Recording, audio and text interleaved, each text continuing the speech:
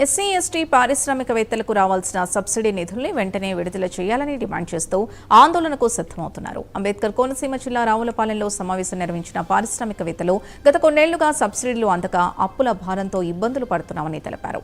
తమ సమస్య పరిష్కారానికి ప్రభుత్వం ఉప ముఖ్యమంత్రి పవన్ కళ్యాణ్ చొరవ తీసుకోవాలని కోరారు. 100% సబ్సిడీలు 100% సబ్సిడీలు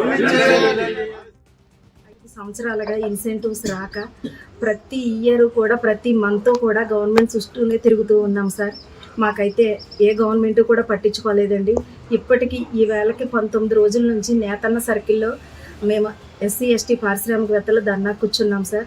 20వ తారీఖుని మహాధర్నాగా ఉద్యమం స్టార్ట్ చేసి స్టేట్ లెవెల్లో ప్రతి ఒక్కరూ కూడా రాష్ట్ర వ్యాప్తంగా ప్రతి పారిశ్రామికవేత్త కూడా మా వాహనాలతో మేము వెళ్ళి మా ధర్నాకి మద్దతు తెలియజేసుకోవాలనుకుంటున్నాం. ఎస్సీ ఎస్టీ పారిశ్రామికవేత్తలు 8,000 కుటుంబాలు రోడ్డున పడ్డాయంటే ఒక్క ఎమ్మెల్యే కూడా పట్టించుకోవట్లేదండి. కులం అన్న ఒక మెజార్టీతో వాళ్ళు ఎమ్మెల్యే టికెట్ తెచ్చుకున్నారు సార్. ఈరోజు ఎమ్మెల్యే అయిన తర్వాత నేను ఎస్సీ నేను ఎస్టీ అన్న విషయమే వాళ్ళు మర్చిపోయారు సార్.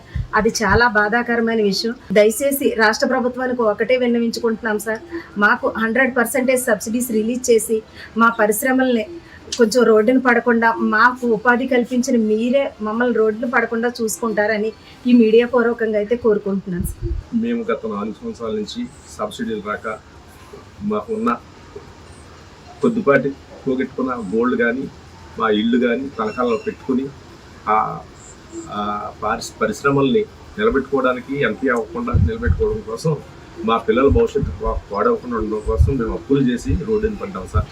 మేము గత సంవత్సరం నుంచి మేము ధర్నాలు చేస్తుంటే పవన్ కళ్యాణ్ గారు మరి సానుకూలంగా స్పందించి మమ్మల్ని 5 రమ్మని ఆయన ఆఫీస్కి రప్పించుకొని మాకు మరుసటి రోజు ఎంతమంది ఉంటున్నారంటే 800 మంది అటెండ్ అయ్యామండి ఈ ధర్నాలో అని చెప్తే మరుసటి రోజు మరి మహానుభావుడు టిఫిన్స్ పెట్టి మమ్మల్ని సహకరించి మిమ్మల్ని శుభవార్త చెప్తారు 2-3 రోజులు అన్నారు.